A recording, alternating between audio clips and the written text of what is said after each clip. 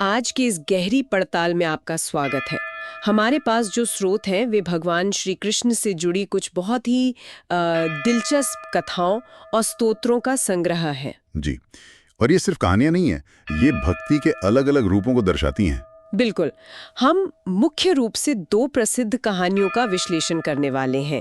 एक तो भगवान कृष्ण का नाम लड्डू गोपाल कैसे पड़ा, और दूसरी कहानी एक कुम्हार और कृष्ण के बीच हुए एक अद्भुत संवाद की है। हाँ, हमारा मकसद सिर्फ इन कहानियों को दोहराना नहीं है, बल्कि यह समझना है कि भक्ति के ये अलग-अलग रूप हमें विश्वास और ईश्वर के साथ हमारे संबंध के बारे में क्या सिखाते हैं। मतलब एक बच्चे का भोलापन हो या एक ज्ञानी की चतुराई, रास्ता कोई भी हो सकता है। तो चलिए इसकी गहराई में उतरते हैं। बिल्कुल। तो पहली कहानी है लड्डू गोपाल की। यह कहानी घूमती है कुंभन दास के इर्द गिर्द, जो ब्रजभूमि के एक परम भक्त थे, और उनके छोटे बेटे रघुनंदन। और कुंभन दास की भक्ति, मतलब वो अपने ठाकुर जी की सेवा में इतने डूबे रहते थे कि उन्हें एक पल के लिए भी अकेला नहीं छोड़ते थे। हाँ, सुना है कि वो कहीं जाते ही नहीं थे। जी, यहाँ ये समझना जरूरी है कि उनकी भक्ति वात्सल्य भाव की थी, जिसमें भक्त ईश्वर को अपने बच्चे की तरह देखता है। ये बहुत ही एक गहरा संबंध है। अच्छा, तो ये ज्ञान योग या कर्म योग से अलग है? बिल्कुल अलग है।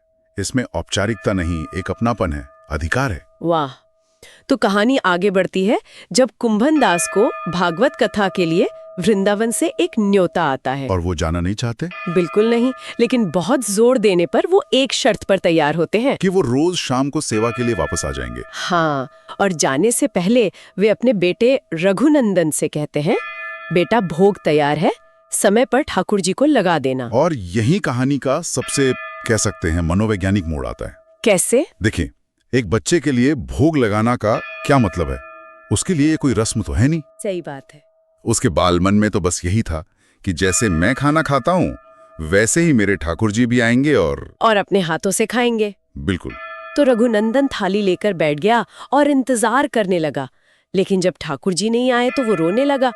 ठाकुर जी आ जाओ ना, माँ ने कहा था तुम भूखे होगे। ये जो आग्रह है, ये जो भोलापन है, ये इतना सच्चा था कि भगवान को आना ही पड़ा। हाँ, कहते हैं कि भगवान कृष्ण एक बालक का रूप लेकर आए और सचमुच सारा भोजन कर गए। ये भक्ति की पराकाष्ठा है, जहां भक्त की भावना भगवान को भी उनके नियमों से परे जाने पर मजबूर कर देती है। और ये सिलसिला फिर कई दिनों तक चला। अच्छा। हाँ, कुंभनदास खाना रखकर जाते, रघुनंदन भोग लगाते, और जब पिता लौटकर प्रसाद मांगते तो बेटा कहता, ठाकुर जी ने तो सब खा लिया। अब यहाँ एक पिता का संदेह जागना स्वाभाविक है। बिल्कुल।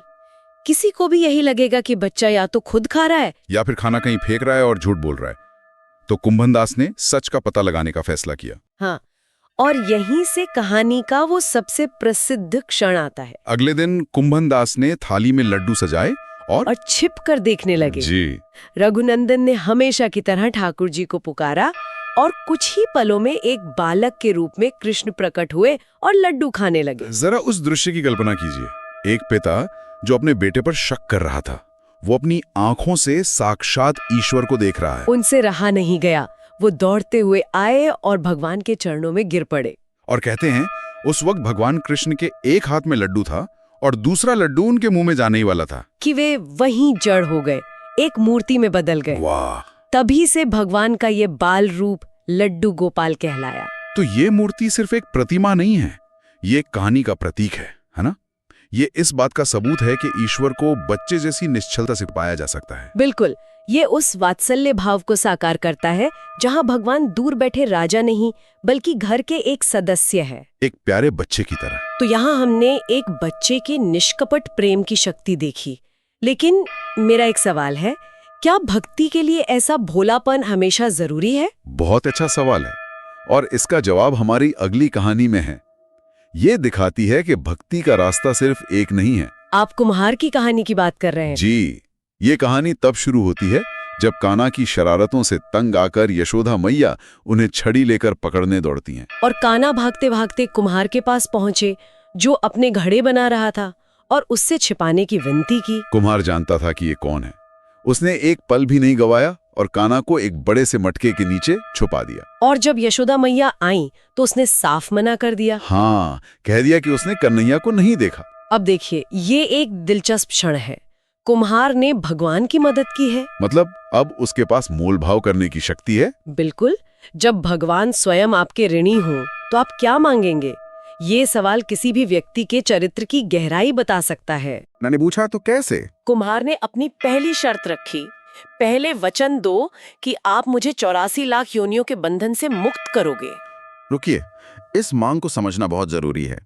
ये 84 लाख योनियों का विचार, ये हिंदू दर्शन का एक मुख्य सिद्धांत है। पुनर्जन्म के चक्र के बारे में है ना? जी, ये कि आत्मा को मोक्ष पाने से पहले इन सभी योनियों से गुजरना पड़ता है। तो जब कुम्हार ये मांगता है तो वो कोई छोटी मोटी चीज नहीं। वो तो जन्म मृत्यु के पूरे चक्र से ही मुक्ति मांग रहा है। बिल्कुल, वो सांसारिक सुख नहीं, मोक्ष मांग रहा है। पहली ही मांग में इतना गहरा ज्ञान। वाह! भगवान मुस्कुराए और वचन दे दिया। लेकिन कुम्हार यहीं नहीं रुका। अच्छा, उसने कहा, प्रभु सिर्फ मुझे नहीं, मेरे पूरे परिवार को भी इस बंधन से मुक्त करने का वचन दो। तो यहाँ उसकी करुणा का दायरा बढ़ रहा है।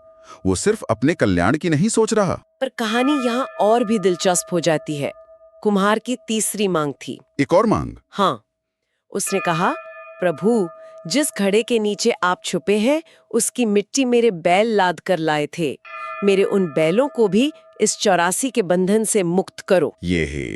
ये तो साधारण करुणा से भी एक कदम आगे है। ये उस ज्ञान को दिखाता है जो सभी जीवों में एक ही चेतना को देखता है। क्या हम इसे अद्वैत के दृष्टिकोण से देख सकते हैं? बिल्कुल सही पकड़ा आपने। वो अपने बैलों को सिर्फ पशु नहीं बल्कि अपनी यात्रा का सहयात्री मान रहा है, जो मुक्ति के उतने ही हकदार हैं। ये बहुत गहरी आध्यात्मिक समझ है। भगवान ने ये वचन भी दे दिया। अब कान्हा को लगा होगा कि बस हो गया, लेकिन अभी और बाकी था। हाँ, कुम्हार की एक अंतिम और सबसे अद्भुत मांग बाकी थी। उसने हाथ जोड़कर कहा, भगवान बस एक अंतिम इच्छा और है। क्या? वचन दो कि जो भी प्राणी हम दोनों के बीच के इस संवाद को सुनेगा उसे भी आप 84 लाख योनियों के बंधन से मुक्त करोगे।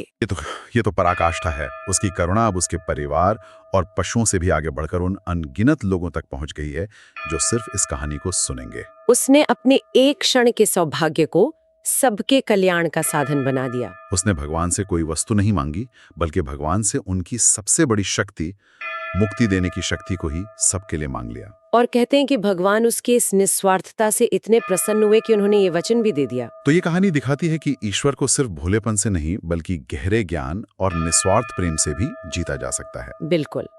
ये कहानियां भक्ति के भावनात्मक मतलब कथा आधारित रूप को दिखाती हैं, लेकिन हमारे स्रोत में भक्ति का एक और संरचित पहलू भी है जो स्तोत्रों में दिखता है। हाँ, और ये उतना ही महत्वपूर्ण है। चलिए नारायण कवच को ही लेते हैं। इसका नाम ही इसका उद्देश्य बताता है। कवच यानी एक आध्यात्मिक ढाल। ये एक व्यवस्थित विनती है, ऐसा मैंने पढ़ा था, पर व्यवस्थित कैसे? इसकी संरचना ही आकर्षक है। इसमें भक्त भगवान विष्णु के अलग अलग अवतारों का आवाहन करता है कि वे शरीर के हर अंग, हर दिशा और जीवन की हर परिस्थिति में उसकी रक्षा करे। अच्छा, जैसे मत्स्य भगवान जल में मेरी रक्षा करे, वामन भगवान स्थल पर और नृसिंह भगवान दुर्गम स्थानों में। ये एक तरह से अपने चारों ओर एक दिव्य सुरक्षा कवच का निर्माण करना है। मतलब ये सिर्फ विश्वास नहीं, एक तकनीक भी है। हाँ, एक आध्यात्मिक तकनीक कह सकते हैं। और विष्णु सहस्त्र नाम के बारे में क्या? 1000 नामों की सूची, इसका क्या महत्व है? यह एक बहुत अच्छा सवाल है। यह सिर्फ नामों की सूची नहीं है। वैदिक परंपरा में नाम और रूप एक ही सिक्के के दो पहलू हैं। मतलब नाम को जानना उसके सार को जानना है। बिल्कुल। हर नाम भगवान के एक गुण, एक लीला या एक दार्शनिक सिद्धांत का प्रतीक है। कोई उदाहरण दे सकते हैं? जरूर। जैसे पुरुषोत्तम नाम है, इसका अर्थ है पुरुषों में उत्तम। यह सिर्फ एक उपाधि नहीं, यह भगवद गीता के 15वें अध्याय का सार है। अच्छा, तो जब कोई पुरुषोत्तम नाम का जाप करता है तो वो अनजाने में ही उस पूरे दर्शन का ध्यान कर रहा होता है। इसी तरह विश्वम, सर्वज्ञ, प्राणदत्त, हर नाम ईश्वर के एक विशाल पहलू को उजागर करता है। तो ये जाप एक तरह का दार्शनिक ध्यान बन जाता है। श्रोत में राधा कृपा कटाक्ष स्तोत्र और तुलसी चालीसा का भी उल्लेख है। ये क्या दर्शाते हैं? ये दिखाते हैं कि भक्ति का दायरा कितना व्यापक है। राधा कृपा कटाक्ष स्तोत्र में भक्त भगवान की शक्ति यानी राधा जी की कृपा दृष्टि की याचना करता है। और तुलसी चालीसा? वह एक पवित्र पौधे की स्तुति है जो ये दिखाता है कि दिव्यता प्रकृति के कण कण में देखी जा सकती है। तो आपके पास ईश्वर के परम रूप से लेकर एक पौधे तक की भक्ति के मार्ग हैं। तो आज हमने देखा कि भक्ति के कितने अलग-अलग रंग हो सकते हैं। एक बच्चे का भोला विश्वास, जो भगवान को लड्डू खाने पे मजबूर कर दे, एक कुम्हार का गहरा ज्ञान जो सबके लिए मुक्ति मांगे, और स्तोत्रों का अनुशासित पाठ जो एक आध्यात्मिक कवच का काम करे।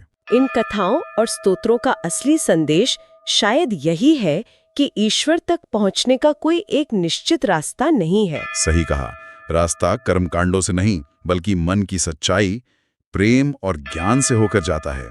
ये किसी के लिए भी संभव है, चाहे वो भोला हो या ज्ञानी। और ये हमें एक विचार के साथ छोड़ जाता है जिस पर मनन किया जा सकता है। हाँ, कुम्हार ने धन या प्रसिद्धि के बजाय मुक्ति मांगी, न केवल अपने लिए बल्कि दूसरों के लिए भी।